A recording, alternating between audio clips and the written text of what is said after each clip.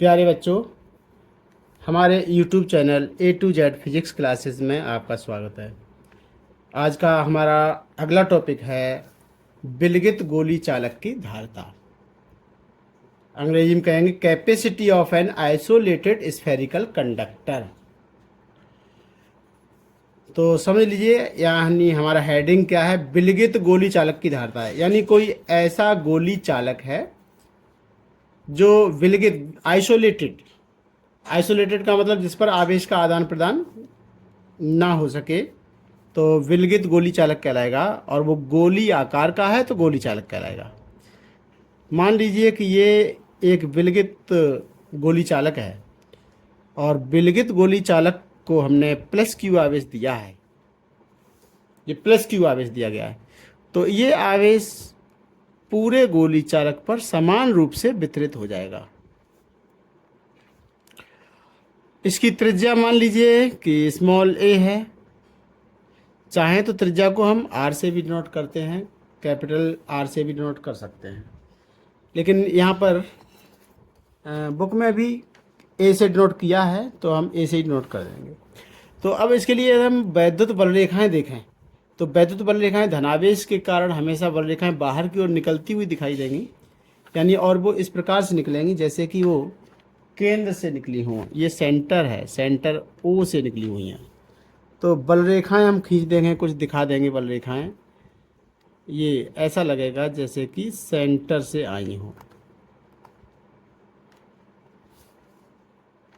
ये बल रेखाएं हैं।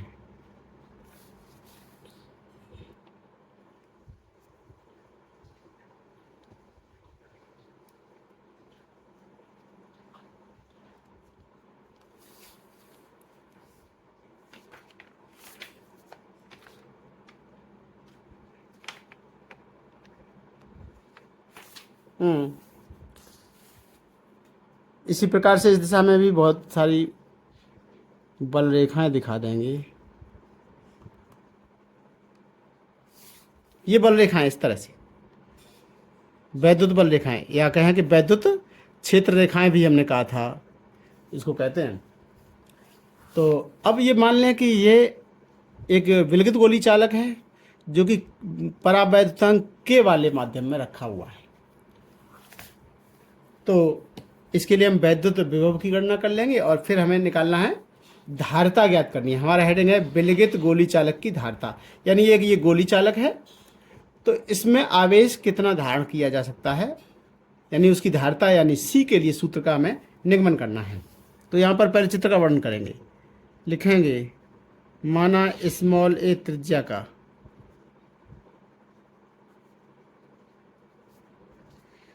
कोई विलगित गोली चालक है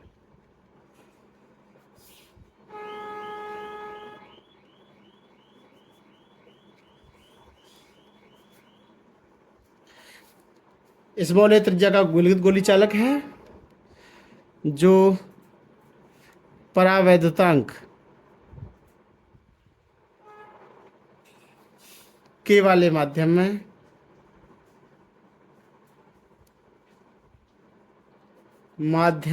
रखा है। तो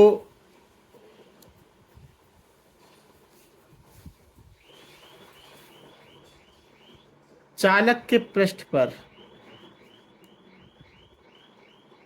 तो चालक के पृष्ठ पर विभव कितना होगा। देखिए, विभव का सूत्र हम जानते हैं पहले से। v बराबर होता है 1/4 पाई एप्सिलॉन 0 और q बटे r होता है। q बटे r, r का मतलब त्रिज्या, लेकिन इस टॉपिक में त्रिज्या a ली गई है तो त्रिज्या लिख देंगे a। लेकिन एक चीज यहाँ पर और है, 1/4 पाई एप्सिलॉन 0 q बटे r जो होता है तब होता है जब ये मान लिया जाता है कि निर्वात में रखा है, लेकिन यहाँ पर निर्वात में नहीं रखा है। ये गोली चालक के परावैद्युतांक वाले माध्यम में रखा है, तो यहाँ पर फिर के और आ जाएगा, कैपिटल के परावैद्युतांक ये और आ जाएगा। लेकिन हमें यहाँ पर विभव नहीं ज्ञात करना था, बल्कि हमें इसकी धारिता ज्ञात करनी है। तो लिख देंगे अतः गोलीय चालक की धारिता।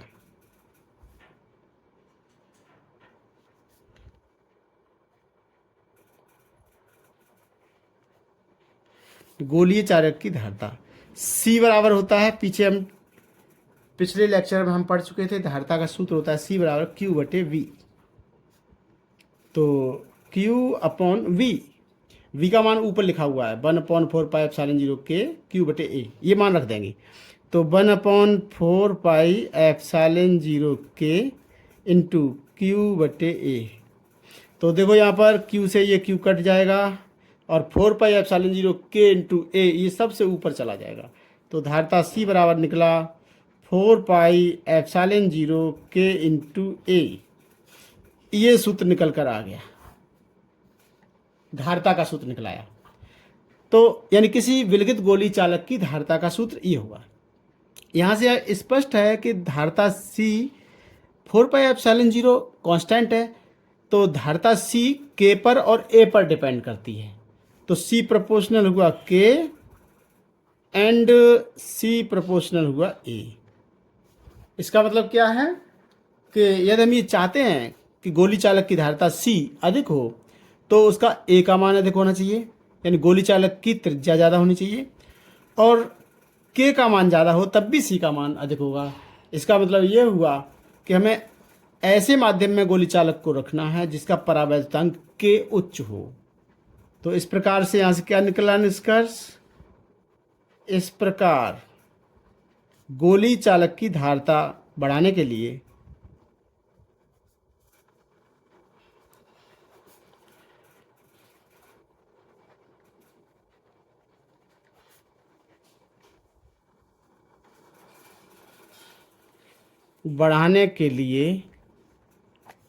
गोली चालक की धारिता हम कैसे बढ़ा सकते हैं?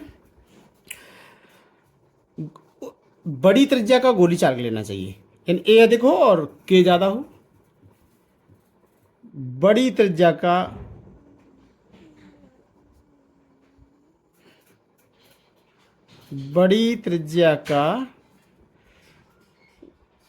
गोली चालक लेना चाहिए।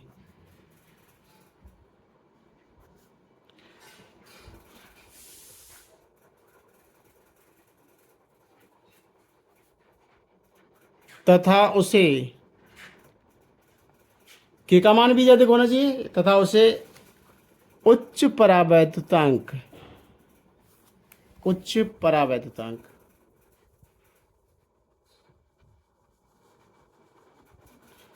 वाले माध्यम में रखना चाहिए।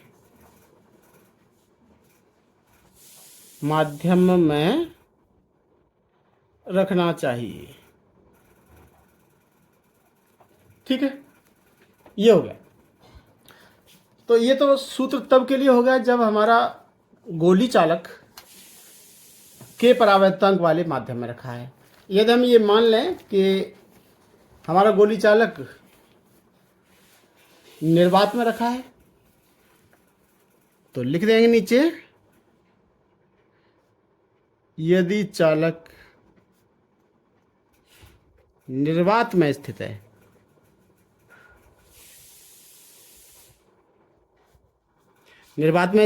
तो निर्वात के लिए K का मान एक होता है तो K बराबर 1 रख देंगे। K का मान यहाँ पर 1 रखिए। तो धारिता को भी हम C0 से नोट कर देते हैं। C0 बराबर हो जाएगा 4πε0। K का मान 1 हो गया तो ये A बचा, ये सूत्र हो जाएगा। तो ऊपर वाला सूत्र था जब परावैद्युतांक K वाले माध्यम में हमारा गोली चालक रखा है तो यहाँ पर K आ गया था, और जब निर्वात कर दिया तो K का मान 1 हो गया। तो K का मान 1 होने का 4πε0 A हो जाता है। तो इन दोनों समीकरणों की सहायता से, यानी समीकरण 1 में समीकरण 2 से भाग कर दें तो क्या होगा, इसलिए यहाँ पर निकलेगा यानी C बटे C0 बराबर हो जाएगा 4πε0 KA अपॉन 4πε0 A। तो देखो यहाँ पर 4πε0 से 4πε0 कट गया, A से A कट गया, और यहाँ पर बचेगा K, यानी C बराबर हो जाएगा KC0, ऐसा हो जाएगा। ठीक है, कहने मतलब इसका अर्थ क्या हुआ? C0 का मतलब है जब निर्वात में रखा हुआ है गोली चालक तब धारिता है, और C जब K परावैद्युतांक वाले माध्यम में रखा हुआ गोली चालक उस समय की धारता है। तो दोनों में आपस में क्या संबंध है, यानी यदि हम किसी गोलीय चालक को निर्वात के स्थान पर के परावैद्यांक वाले माध्यम में रख दें तो उसकी धारता सी जो हो जाएगी निर्वात की धारता की तुलना में के गुनी हो जाएगी। इसका अर्थ ये है। ठीक है, बहुत सिंपल सा और छोटा सा टॉपिक था जो कि हमारा खत्म हो जाता है। उसके बाद में नेक्स्ट टॉपिक आता है आवेशित चालक की स्थितिज ऊर्जा। ठीक, तो हेडिंग होगा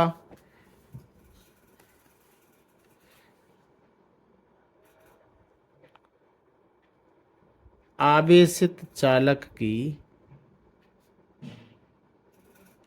स्थितिज ऊर्जा।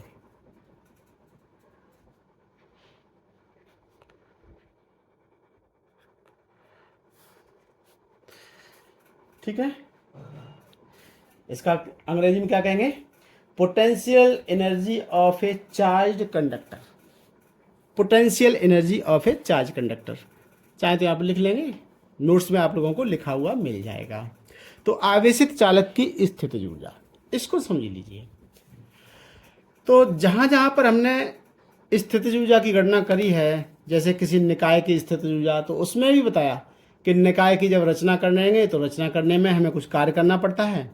कार्य का मतलब एक बल कार्य करता है तो बल के विरुद्ध हमें धक्का मारकर आवेशों को ले जाना पड़ता है, जिसमें हमें कुछ कार्य करना पड़ता है।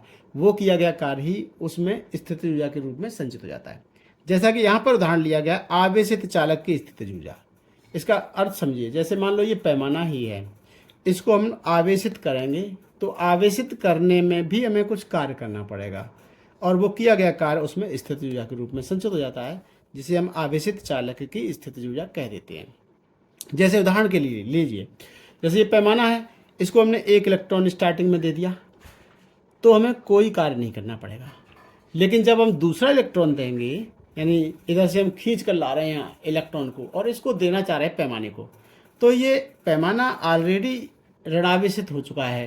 यानी हमने 1 इलेक्ट्रॉन पहले इसको दिया था तो ये ऋणावेशित हो गया। अब हम दूसरा 1 इलेक्ट्रॉन फिर ला रहे हैं, तो ये इलेक्ट्रॉन जब ला रहे होंगे तो यहाँ पर जो पहले से ही इलेक्ट्रॉन मौजूद है इस पैमाने पर, वो इलेक्ट्रॉन क्या करेगा, आने वाले इधर से जो आ रहा है इलेक्ट्रॉन, उस इलेक्ट्रॉन को धक्का मारेगा। लेकिन धक्का तो लग रहा है, जैसे मान लो 1 इलेक्ट्रॉन हो गया इस पैमाने पर और दूसरा इलेक्ट्रॉन है हमारा यहाँ पर, इसको खींच कर ला रहे हैं पैमाने की तरफ, तो ये भी इलेक्ट्रॉन है, ये भी इलेक्ट्रॉन है, दोनों ही ऋणावेशित हैं। तो बल लगेगा दूसरे इस इलेक्ट्रॉन पर दूर की ओर, लेकिन इस इलेक्ट्रॉन को खींच कर हम लाएंगे और इस पैमाने को दे देंगे। तो जब पैमाने को देंगे तो हमें खींच कर लाने में कुछ कार्य करना पड़ेगा। इसी प्रकार से फिर हम मान लो कि अगला इलेक्ट्रॉन दे रहे हैं, तो अब यहाँ पर 2 इलेक्ट्रॉन हो चुके हैं, वो 2 इलेक्ट्रॉन मिलकर इस इलेक्ट्रॉन को प्रतिकर्षित करेंगे, तो हम इसको फिर से खींच कर लाएंगे और इस पैमाने को दे देंगे। इसी प्रकार से इलेक्ट्रॉन लाते रहेंगे और इस पैमाने को देते रहेंगे और ये पैमाना आवेशित होता चला जाएगा। और आवेशित करने में हमें क्या करना पड़ रहा है, कुछ कार्य करना पड़ रहा है, क्योंकि इलेक्ट्रॉन को खींच कर ला रहे हैं, क्योंकि जो इलेक्ट्रॉन इधर से ला रहे हैं इस इलेक्ट्रॉन पर, ये पैमाने पर जो इलेक्ट्रॉन है वो धक्का मार रहे हैं, क्योंकि प्रतिकर्षित करेंगे, क्योंकि ये दोनों ही ऋणावेशित हैं। यानी ये पैमाना ऋणावेशित है और आने वाले इलेक्ट्रॉन को धक्का मार रहे हैं, तो खींच कर लाएंगे, इसको आवेश देंगे, खींच कर लाएंगे, इसको इलेक्ट्रॉन देंगे। इस प्रकार से पैमाने को हम आवेशित करेंगे तो हमें इलेक्ट्रॉनों को खींच कर लाना पड़ रहा है, इसलिए कुछ कार्य करना पड़ रहा है। उसी कार्य की हमें गणना करनी है और वो किया गया कार्य ही स्थितिज ऊर्जा के रूप बराबर होगा या स्थितिज ऊर्जा के रूप में संचित हो जाएगा।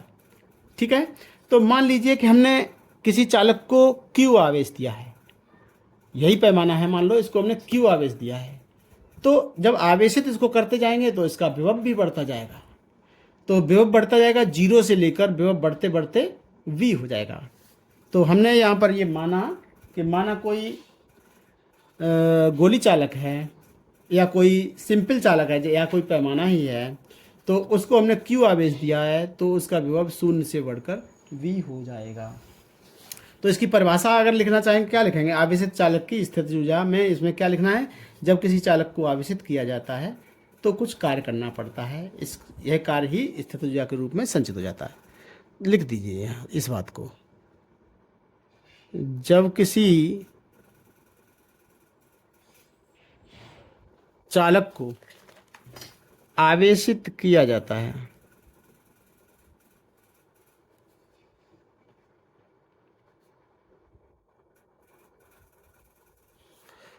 तो कर्ता द्वारा कुछ कार्य करना पड़ता है। कर्ता द्वारा कुछ कार्य करना पड़ता है।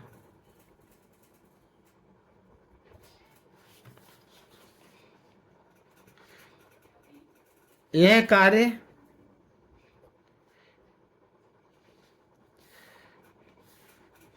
चालक में, ठीक है, जब किसी चालक को आवेशित किया जाता है तो कर्ता द्वारा कुछ कार्य करना पड़ता है। यह कार्य चालक में ऊर्जा के रूप में संचित हो जाता है।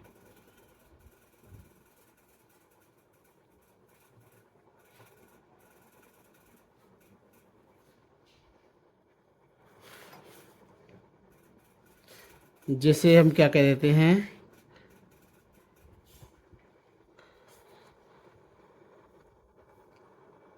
चालक की स्थितिज ऊर्जा कहते हैं।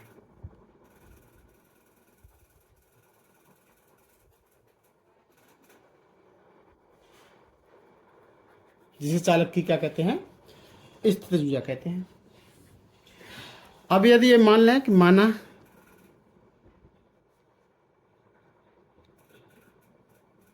चालक को क्यू आवेश दिया जाता है,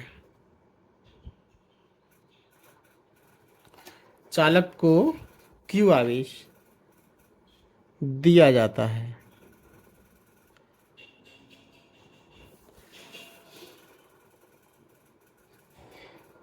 जिससे उसका विभव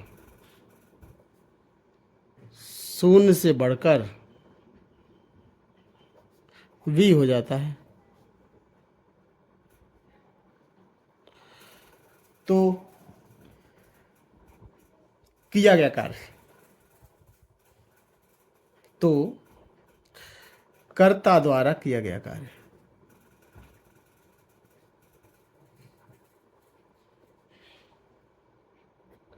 देखिए, विभव का सूत्र ये हुआ करता था v बराबर W अपॉन क्यू। ठीक है, तो W यानी किया गया कार्य क्या था, Q इंटू वी था।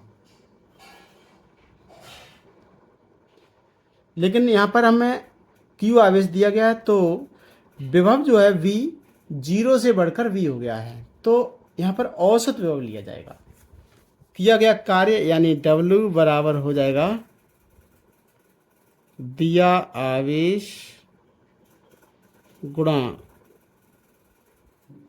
औसत विभव। वैसे इसको इंटीग्रेशन मेथड से भी कैलकुलेट किया जा सकता था, लेकिन कुछ बायो के बच्चे हैं जो कि हमेशा ये कोशिश करते हैं कि इंटीग्रेशन ना किया जाए, तो उनको ध्यान में रखते हुए हम इस टॉपिक को बिना इंटीग्रेशन मेथड से ही कर रहे हैं। तो किया गया कार्य यानी W बराबर दिया गया आवेश यानी Q इंटू औसत विभव। औसत विभव कितना होगा, 0 प्लस V बटे 2, यही तो होगा। 0 से बढ़कर V हो गया है विभव, तो ये हो जाएगा। ठीक है, तो इसे इस प्रकार से लिख सकते हो, यानी Q into V upon 2, 0 plus V यानी V बटे 2 यानी V बटे 2। इसके ऐसे लिख देंगे 1/2 QV। तो ये किया गया कार्य यानी W इतना हुआ, तो ये किया गया कार्य इसमें स्थितिज ऊर्जा के रूप में संचित हो जाएगा। लिख देंगे यह कार्य स्थितिज ऊर्जा U के रूप में संचित हो जाएगा।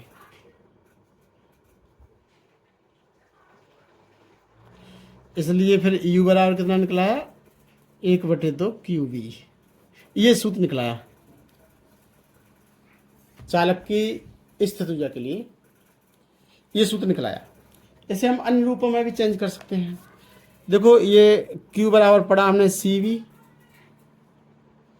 Q बराबर सी वी, तो यहाँ पर रख दीजिए, तो ये दूसरा रूप निकल आएगा, U बराबर 1/2 Q का मान रख दो सी वी इंटू वी ऑलरेडी, ठीक, Q बराबर सी वी, यहाँ पर सी वी रख दिया इंटू वी ऑलरेडी है, तो U बराबर अब निकला,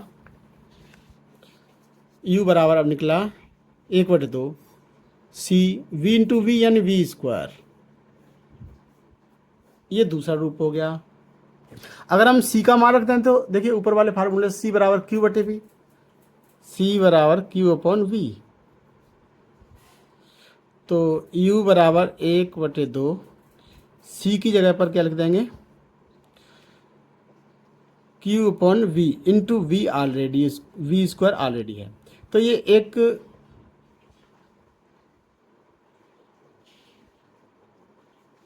नहीं, यहाँ पर Q और V के पदों में निकला, ये C और V के पदों में निकला। अब हम Q और C के पदों में निकालें, यानी V की वैल्यू रखेंगे, तो V की वैल्यू रखेंगे भाई, देखिए यहाँ पर V की वैल्यू रखते हैं तो हम दूसरे पदों में निकालेंगे, V बराबर होगा Q अपॉन C, ये रख दीजिए, इसे हटा दीजिए, यानी U बराबर 1/2 C इंटू V का मान आएगा Q स्क्वायर अपॉन सी स्क्वायर, एक C से एक C कट जाएगा और ये हो जाएगा 1/2 Q स्क्वायर अपॉन सी, ये हो जाएगा। तो इस प्रकार स्थितिज ऊर्जा के तीन रूप प्राप्त हुए। स्थितिज ऊर्जा U का सूत्र है ये Q और V के पदों में, और ये है C और V के पदों में, और ये है Q और C के पदों में।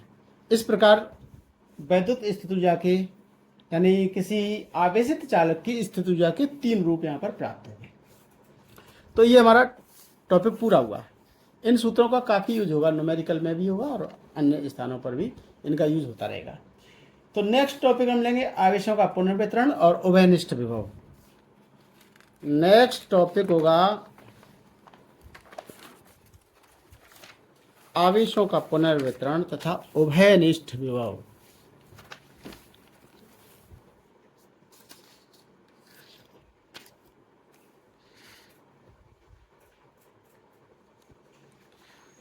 आवेशों का पुनर्वितरण तथा उभयनिष्ठ विभव। आवेशों का पुनर्वितरण तथा उभयनिष्ठ विभव, redistribution of charges and common potential. तो रीडिस्ट्रीब्यूशन का क्या मतलब है समझिए। यहाँ पर हम ये मानेंगे कि दो गोली चालक हैं, एक ये मान लो और एक ये दूसरा मान लो, इसके पास में रखा हुआ है, दो गोली चालक हैं, और हम यहाँ पर ये मान लें कि दोनों ही कुचालक स्टैंड पर रखे गए हैं, जिससे इनका आवेश कहीं और से ना इधर उधर हो जाए, चार्ज इनका रिलीज ना हो जाए, इसलिए इनको कुचालक स्टैंडों पर रखे गए। ये कुचालक स्टैंड हैं, ठीक है। और यहाँ पर ये मान लें कि पहला गोली चालक है जिसकी धारिता C1 है, दूसरे की धारिता C2 है। पहले वाले चालक को आवेश दिया जाएगा Q1 और दूसरे को मान लो कि आवेश दिया गया Q2। इस आवेश के कारण पहले पर विभव है मान लो V1, तो दूसरे पर विभव उत्पन्न हो गया है V2, और यहाँ पर हम एक विभव को ऊंचा मान लेंगे, मान लीजिए कि V1 ग्रेटर देन V2, ठीक। यहाँ पर ये मान लेते हैं कि पहले गोली चालक का विभव V1 ज़्यादा है और दूसरे का विभव V2 कम है। तो हम बात कर रहे हैं आवेशों के पुनर्वितरण की बात कर रहे हैं। तो पुनर्वितरण का मतलब क्या है कि पहले तो हमने आवेश इनको दे दिया, फिर आपस में इनको अब कनेक्ट कर देंगे, तो आवेश एक चालक से दूसरे चालक पर जाने लगेगा, जिसको हम आवेशों का पुनर्वितरण कहेंगे, यानी फिर से रीअरेंजमेंट हो जाएगा, रीडिस्ट्रीब्यूशन हो जाएगा आवेश का। तो आवेश मान लीजिए कि हमने किसी चालक तार द्वारा इन दोनों गोली चालकों को जोड़ दिया है, तो आवेश किधर से किधर को चलेगा। जैसा कि हम जानते हैं, पीछे भी हम पढ़ते आए हैं, कुछ हमें व्यवहारिक ज्ञान भी है, कि पानी हमेशा ऊंचे तल से नीचे तल की ओर आता है, स्वतः धक्का मार के तो नीचे से ऊपर भी ले जा सकते हो, लेकिन स्वतः पानी जो बहेगा वो सदैव ऊंचे तल से नीचे तल की ओर बहेगा। इसी प्रकार से जो ऊष्मा होती है सदैव ऊंचे ताप से नीचे ताप की ओर ऊष्मा चलती है।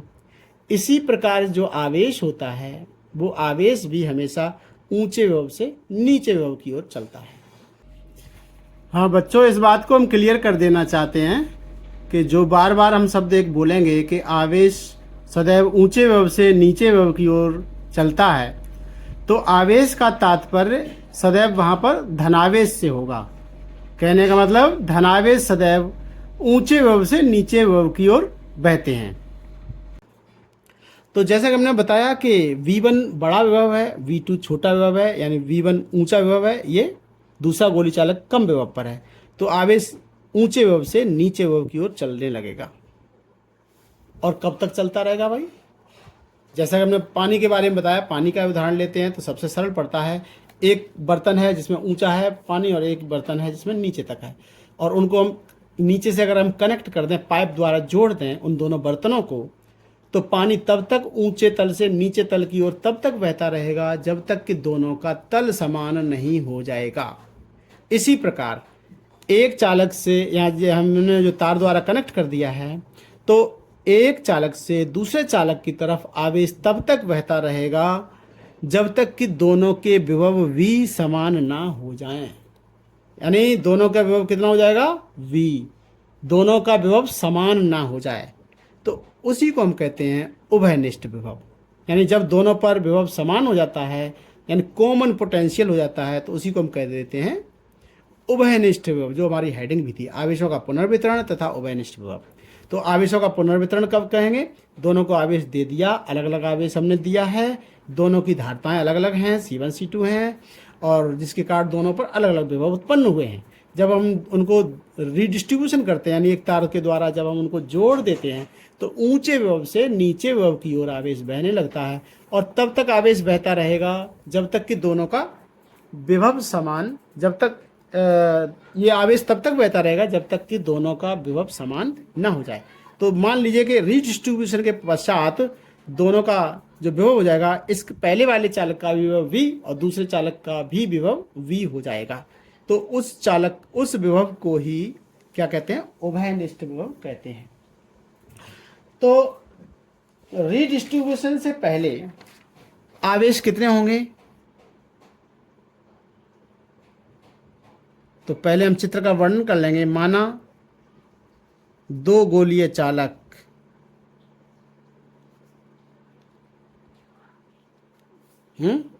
दो गोली चालक जिनकी धारताएं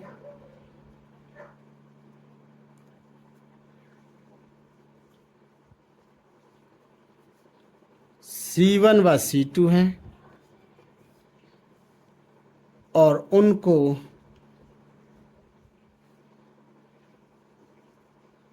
आवेश Q1 व Q2 दिए जाते हैं,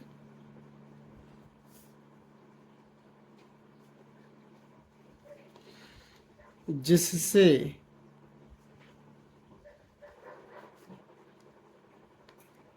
उनके विभव हो जाएंगे V1 व V2 हो जाते हैं।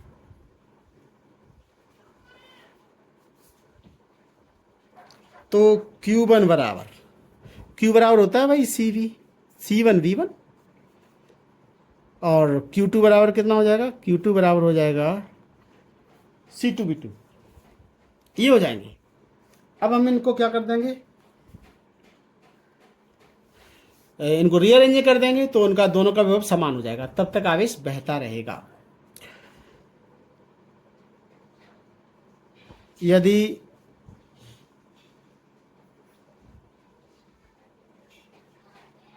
चालकों को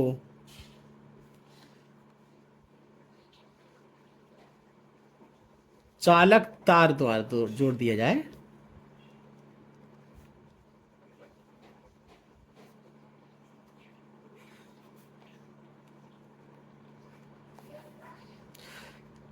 तो आवेश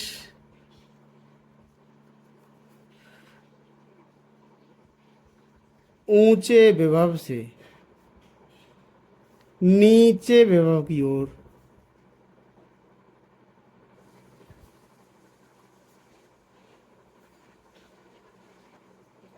नीचे विभव की ओर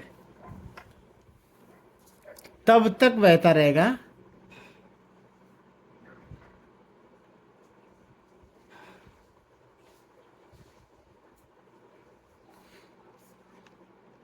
जब तक कि दोनों के विभव बराबर ना हो जाएं। दोनों के विभव बराबर यानी v ना हो जाए, v ना हो जाए। अरे भाई आज जो है विभव बराबर ना हो जाए, जिसे हम कह देते हैं उभयनिष्ठ विभव, जिसको हम क्या कहते हैं उभयनिष्ठ विभव v कहते हैं। ठीक, तो उभयनिष्ठ विभव v बराबर क्या होगा? फार्मूला वही है q बराबर सी वी, तो v बराबर q अपॉन सी, इसी की मदद से निकाल लेंगे। यानी विभव बराबर होता है आवेश बटे धारिता, तो यहाँ पर हो जाएगा कुल आवेश बटे कुल धारिता। तो क्या हो जाएगा उभयनिष्ठ विभव v बराबर हो जाएगा कुल आवेश, कुल आवेश का मतलब दोनों चालकों पर मिलाकर कितना आवेश हो गया बटे, और दोनों चालकों की कुल धारिता कितनी हो गई। ठीक है, तो कुल आवेश यानी v बराबर कुल आवेश, पहले पर आवेश था भाई Q1 और दूसरे पर था Q2, तो दोनों का आवेश कुल मिलाकर आवेश होगा Q1 प्लस Q2, और कुल धारिता यानी C1 प्लस C2। तो ये सूत्र हो जाएगा उभयनिष्ठ विभव का। लेकिन Q1 और Q2 को मान रखते हैं हम, ऊपर ये निकाल चुके हैं Q1 बराबर C1V1 और Q2 बराबर C2V2, तो ये अगर मान रख देते हैं तो हो जाएगा फिर V बराबर C1V1 प्लस C2V2 बटे C1 प्लस C2, ये हो जाएगा। तो उभयनिष्ठ विभव का सूत्र V बराबर ये भी है और V बराबर ये भी है। यहाँ पर ये सूत्र है उभयनिष्ठ विभव, उभयनिष्ठ विभव V बराबर ये भी सूत्र है और ये भी सूत्र, ये उभयनिष्ठ विभव के लिए सूत्र निकला है। यदि हम ये निकालना चाहते हैं कि रीअरेंजमेंट के बाद में उन पर आवेश की मात्राएं कितनी होंगी, तो थोड़ा और आगे स्टेप लेंगे। तो जैसा कि हमने यहाँ पर ये माना था कि आवेशों के पुनर्वितरण से पहले आवेश की मात्राएं पहले पर Q1 और दूसरे पर Q2 हैं। यदि ये मान लें कि आवेशों के पुनर्वितरण के पश्चात पहले चालक पर आवेश की मात्रा Q1 डैश और दूसरे पर Q2 डैश है, तो लिख देंगे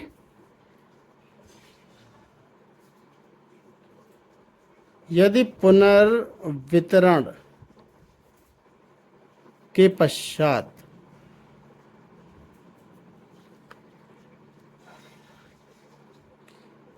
चालकों पर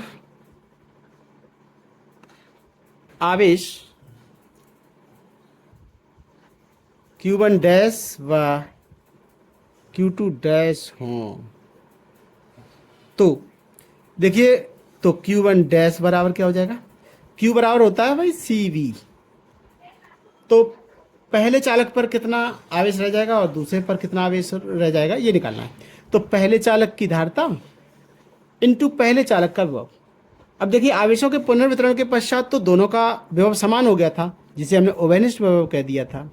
तो पहले का भी विभव V और दूसरे का भी विभव V होगा, तो फिर यानी Q बराबर होता है CV, यानी पहले चालक पर आवेश वितरण के पश्चात आवेश की मात्रा बराबर होगा पहले की धारिता जो कि C1 ही रहेगी, लेकिन पहले का विभव कितना हो गया V1, V हो गया।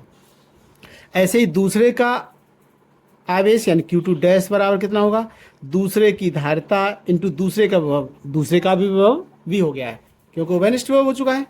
तो यानी Q1 डैश बटे Q2 डैश निकालें अगर, तो ये निकल जाएगा, इसके बटे इसे करेंगे तो v से v कट जाएगा और ये निकल के आ जाएगा C1/C2। ये निकल के आ गया। इस प्रकार से क्या निष्कर्ष निकला, ये Q1 डैश और Q2 डैश ये आवेशों के पुनर्वितरण के पश्चात के आवेश हैं। तो इससे ये निष्कर्ष निकला कि आवेशों के पुनर्वितरण के पश्चात चालकों पर आवेशों की मात्राएं उनकी धारिताओं के अनुपात में रह जाते हैं। कितने रह जाएंगे? पुनर्वितरण के पश्चात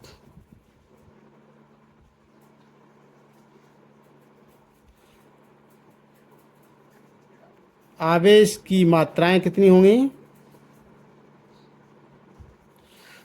उनकी धारिताओं के अनुपात में।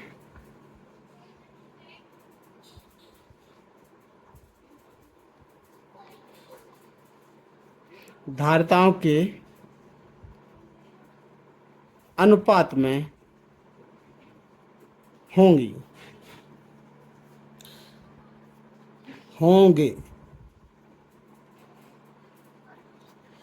पुनर्वितरण के पश्चात आवेश की मात्राएं कितनी रह जाएंगी? उनकी धारिताओं के अनुपात में रह जाते हैं या होंगे। तो ये हो गया। तो हमने आवेशों के टॉपिक चल रहा है हमारा आवेशों का पुनर्वितरण, जिसमें आवेशों के पुनर्वितरण के पश्चात ओवेन-स्टोव के लिए हमने सूत्र निकाला, यानी ये निकाला ओवेन-स्टोव v का सूत्र ये निकला। उसके बाद में आवेशों के पुनर्वितरण के पश्चात आवेशों की मात्राएं किस अनुपात में रह जाती हैं? उनकी धारिताओं के अनुपात में रह जाती हैं, हमने ये भी निकाला। उसके बाद हम निकालेंगे आवेशों के पुनर्वितरण में सदैव ऊर्जा का ह्रास ही होता है, तो उस ह्रास के लिए भी सूत्र निकालेंगे। तो आवेशों के पुनर्वितरण में ऊर्जा ह्रास, तो हेडिंग डाल लेंगे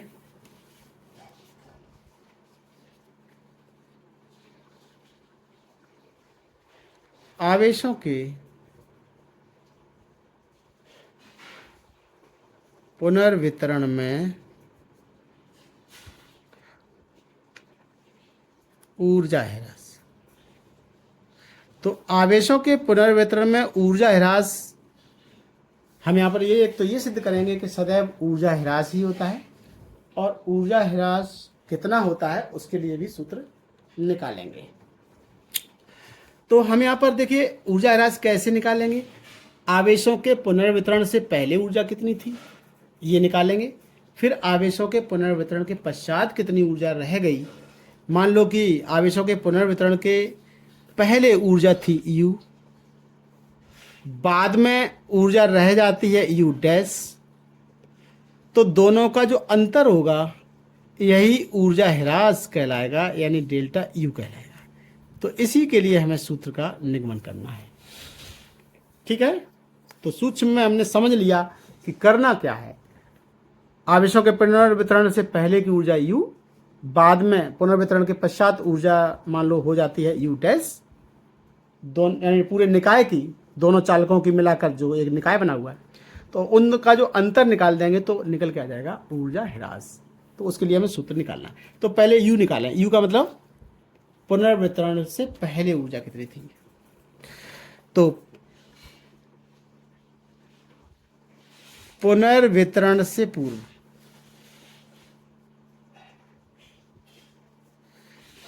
पुनर्वितरण से पूर्व पहले गोली चालक की निकालेंगे। पहले चालक की ऊर्जा या स्थित ऊर्जा पूरा कहिए, यानी U1 बराबर कितने होती है? फार्मूला होता है हाफ CV², तो C1V1²। पुनर्वितरण से पहले तो जिसकी धारिता C1 थी उसका विभव V1 था, तो वो रख देंगे। तो ये निकला पहले चालक की ऊर्जा ये, दूसरे चालक की ऊर्जा कितनी? दूसरे चालक की ऊर्जा यानी U2 बराबर 1/2 C2V2²। तो कुल ऊर्जा कितनी है? कुल ऊर्जा U बराबर होगी U1 प्लस U2, यानी इन दोनों जोड़ दीजिए 1/2 कोष्ठक में C1V1² प्लस C2V2², इतनी हो जाएगी। तो U बराबर निकला 1/2 C1V1² प्लस C2V2 स्क्वायर। तो पुनर्वितरण से पूर्व ऊर्जा इतनी है। अब आवेशों के पुनर्वितरण के पश्चात की निकाल रहे हैं। आवेशों के पुनर्वितरण के पश्चात ऊर्जा यानी U डैश बराबर, तो U बराबर फिर से वही हाफ CV² वाला फार्मूला लगाएंगे। तो पुनर्वितरण के पश्चात हाफ यानी कुल धारिता तो हो गई है C1 प्लस C2 और विभव हो गया उनका उभयनिष्ठ विभव V हो गया है। तो फार्मूला होता है हाफ CV²। तो पुनर्वितरण के पश्चात इकट्ठा टोटल आवेश कितना हो गया और टोटल विभव कितना हो गया, ये हम निकाल लेंगे। तो यानी दोनों को मिलाकर धारिता हो गई C1 प्लस C2 और विभव दोनों का ही विभव हो गया है V। तो हाफ CV² इतनी हो गई। तो पुनर्वितरण से पहले ऊर्जा हुई U बराबर इतनी, पुनर्वितरण के पश्चात ऊर्जा हुई U डैश बराबर हाफ C1 प्लस C2V²। तो ऊर्जा का ह्रास निकालना है। ऊर्जा ह्रास निकालने के लिए तो क्या करेंगे, यानी दोनों का अंतर निकाल दीजिए। चाहें तो यहाँ पर हम V का मान भी रखते हैं। तो ये हो जाएगा देखो 1/2 कोष्टक में C1 प्लस C2 और V²। V का मतलब उभयनिष्ठ विभव। उभयनिष्ठ विभव का सूत्र हमने लिख रखा है। V बराबर था, क्या था, C1V1 plus C2V2 upon C1 plus C2 और यानी V का वर्ग भी है तो ये वर्ग। तो यहाँ पर हमने V का मान रख दिया, उभयनिष्ठ विभव का यहाँ पर सूत्र रख दिया है और हमने कुछ भी नहीं किया। इसको देखिए इस प्रकार से भी लिखा जा सकता है,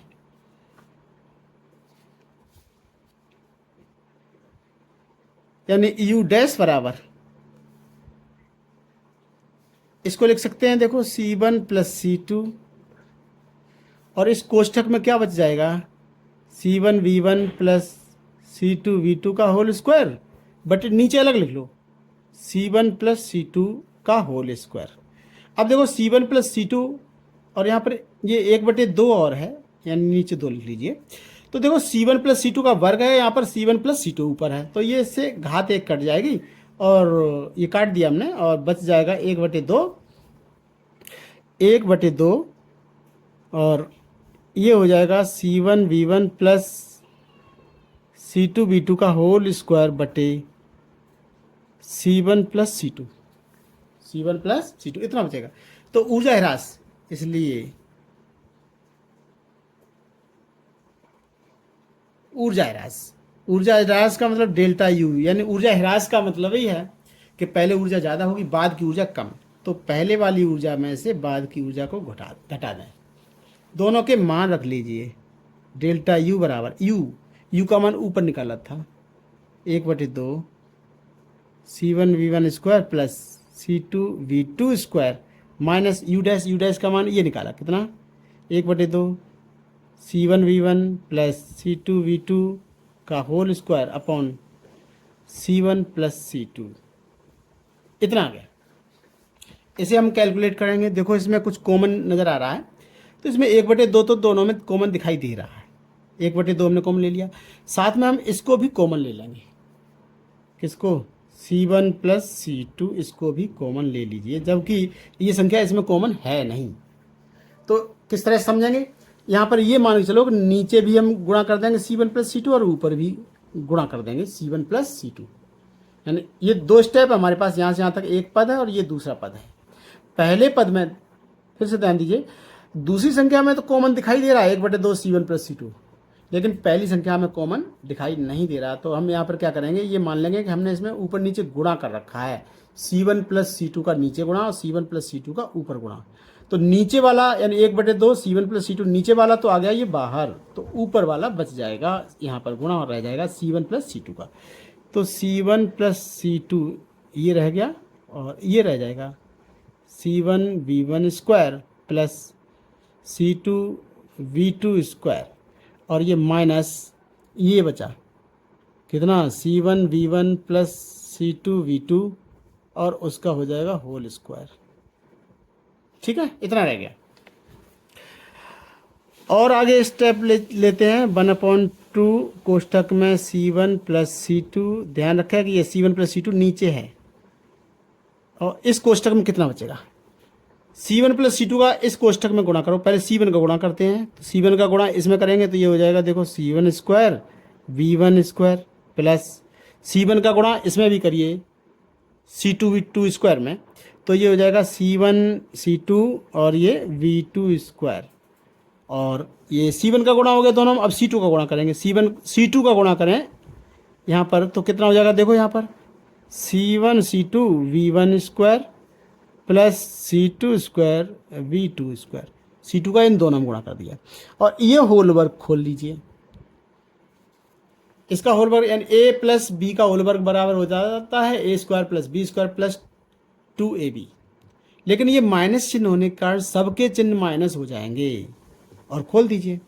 तो माइनस में हम सारा मान, इसका होल वर्ग खोलकर सारा मान यहाँ नीचे लिख देते हैं। और ध्यान रखें कि यहाँ पर इसका होल वर्ग खोलने पर सारी के सारे पद जो आएंगे, स्टेप्स आएंगे, वो प्लस में आएंगे, लेकिन आगे माइनस चिन्ह होने के कारण सारे के सारे माइनस हो जाएंगे। तो खोलिए C1V1 प्लस C2V2 का होल स्क्वायर बराबर पहली संख्या का वर्ग यानी C1 स्क्वायर V1 स्क्वायर और minus C2 square V2 square minus 2, दोनों को गुणा करिए C1 C2 V1 V2, ये हो जाएगा। ठीक है, यानी इसका होल वर्ग खोलने पर सभी ये प्लस में होने चाहिए थे, लेकिन आगे माइनस लगा हुआ है इसलिए सभी के सभी माइनस में हो जाते हैं। इसमें से देखो कुछ कट जाएगा, उसको काट दिए। C1V1 स्क्वायर और ये C1 स्क्वायर V1 स्क्वायर ये इससे कट गया और ये C2 square V2 square minus का और ये C2 square V2 square plus का है, ये कट गए। अब जो बचेंगे इसमें सब में देखिए कि C1 C2 C1 C2 C1 C2 सब में कॉमन है, तो उसे कॉमन बाहर ले लीजिए। तो ये हो जाएगा, देखो C1 C2 और नीचे 2 C1 प्लस C2 और अंदर कोष्ठक में कितना बचा C1 C2, ये हमने बाहर ले लिया है, तो ये बचा, देखो यह यहाँ पर बचेगा V2 स्क्वायर प्लस ये C1 C2 बाहर चला गया, यहाँ पर V1 स्क्वायर और ये माइनस C1 C2 ये बाहर कॉमन आ गया है, तो 2V1 V2 इतना बचेगा। यानी ये काहे का सूत्र है, ये सूत्र हो गया, देखो A माइनस बी का whole square, A square plus B square minus 2AB। ठीक है, यानी डेल्टा U बराबर C1 C2 बटे 2 C1 प्लस C2 और कोष्ठक में इसको लिख सकते हैं V1 डिफरेंस V2 का होल स्क्वायर। ये डिफरेंस हमने शब्द यूज क्यों किया, चाहे तो हम V1 में से V2 घटा दें और उसका वर्ग करेंगे तब भी यही आएगा, और V2 माइनस V1 करें उसका वर्ग खोलेंगे तब भी यही फार्मूला आएगा। इसका अर्थ ये है। अब ध्यान दीजिए, इसको समझना है। कहने का मतलब क्या है कि V1 चाहे बड़ा हो चाहे V2 बड़ा हो, लेकिन इसका अंतर हमेशा पॉजिटिव ही आएगा क्योंकि डिफरेंस है ये, यानी इसमें से इसको घटाएं चाहे इसमें से इसको घटाएं, माइनस में भी आएगा तो वर्क कर देने पर, चूंकि होल वर्ग हो रहा है, वर्क कर देने पर प्लस ही हो जाएगा। और C1 प्लस C2 ये भी धनात्मक संख्या है, इस प्रकार से निकल कर आ जाएगा C1 और C2 धनात्मक हैं और V1 माइनस V2 का होल स्क्वायर ये भी धनात्मक है। चूंकि लिख देंगे C1 व C2 तथा V1 डिफरेंस V2 का होल स्क्वायर सभी कैसी हैं, धनात्मक हैं। सभी कैसे हैं, सभी धनात्मक हैं। अतः ऊर्जा का जो डिफरेंस आया, क्योंकि हमने पहले वाली ऊर्जा में से बाद वाली ऊर्जा घटाई जो कि धनात्मक है, इसका मतलब ये है कि ऊर्जा का सदैव ह्रास ही होता है। अतः आवेशों के पुनर्वितरण में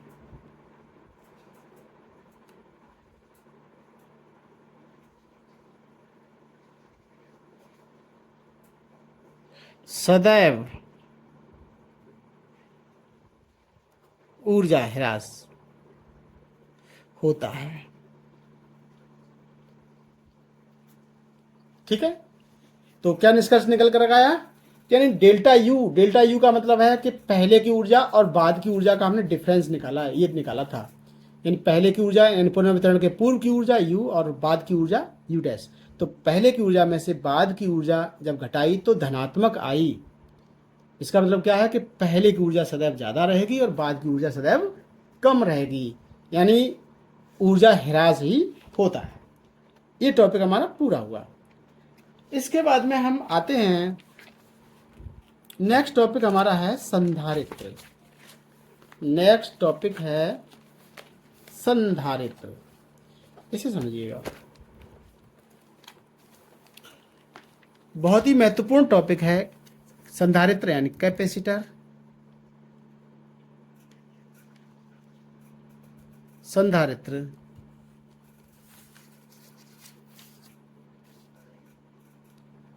कैपेसिटर क्या होता है? संधारित्र कैपेसिटर, देखिए अब तक हम क्या कर रहे थे कि किसी गोली चालक की धारिता निकाल रहे थे, यानी उस पर आवेश संचय करने का प्रयास कर रहे थे और उसकी हम धारिता भी बढ़ा रहे थे। तो धारिता बढ़ाने के लिए हम क्या कर रहे थे, तो उसमें पीछे निष्कर्ष भी निकाला था कि किसी चालक की धारिता बढ़ाने के लिए, गोली चालक की धारिता बढ़ाने के लिए पीछे निष्कर्ष निकाला था कि गोली चालक की त्रिज्या बड़ी होनी चाहिए और उसे उच्च परावैद्युतांक वाले माध्यम में रखना चाहिए। निकाला था पीछे, ये निकला था, ये निकला था C proportional K, C proportional A लिखा था। इस प्रकार गोली चालक की धारिता बढ़ाने के लिए बड़ी त्रिज्या का गोली चालक लेना चाहिए तथा उसे उच्च परावैद्युतांक वाले माध्यम में रखना चाहिए।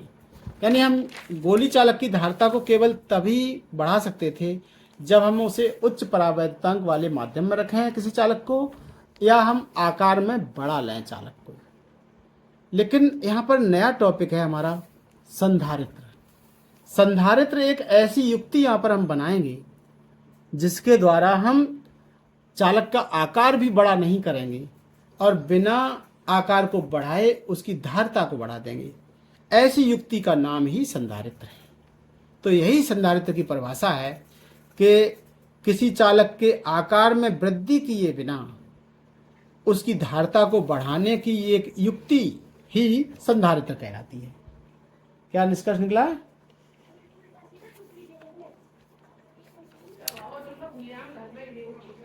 तो यह एक ऐसी युक्ति है, लिख देंगे संधारित्र क्या है? एक ऐसी युक्ति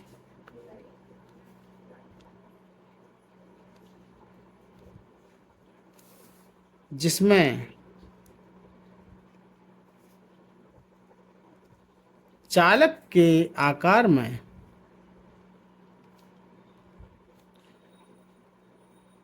वृद्धि किए बिना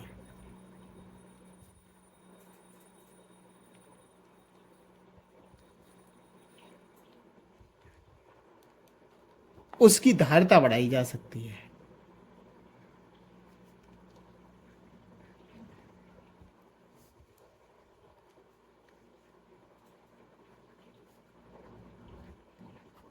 ऐसी युक्ति का नाम ही क्या कहलाएगा? संधारित्र कहलाएगा। तो अगर यदि मान लिया जाए कि Q आवेश दिया गया है और उसका विभव B हो जाता है, तो उस चालक की धारिता कितनी होती है?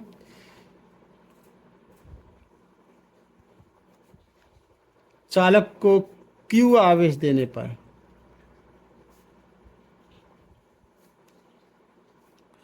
उसका विभव हो गया है, विभव V हो जाए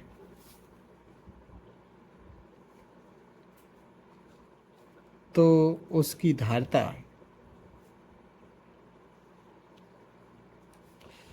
C बराबर होगी Q/V, ये हो जाएगी। ठीक है, अब हम यहाँ पर एक बात करते हैं कि यदि हम इस चालक का किसी प्रकार से किसी भी युक्ति द्वारा विभव V घटा दें तो फिर क्या होगा? तो हम फिर उसको उतने ही विभव पर ले जाने के लिए उसको और आवेशित करना है, और ज़्यादा आवेश दे सकते हैं। यही सिद्धांत जो है संधारित्र का है। कहने का मतलब क्या है यदि हम किसी प्रकार चालक का विभव कम कर दें तो उसे पुनः उसी विभव V तक ले जाने के लिए और अधिक आवेश दिया जा सकता है। यही संधारित्र का सिद्धांत भी है। तो ये हो गया संधारित्र। यानी संधारित्र की युक्ति क्या है। वैसे तो हम यहाँ पर पूरा प्रैक्टिकली दिखा सकते थे कि किस प्रकार से उसका विभव को डाउन किया जाता है और किस प्रकार से उसे और आवेशित किया जा सकता है, लेकिन उसकी आवश्यकता नहीं है, तो हम इसको यहीं तक रखते हैं। तो संधारित्र का जो मात्रक है वो मात्रक भी यहाँ पर लिख दो। मात्रक क्या होगा? मात्रक होगा कूलाम प्रति वोल्ट,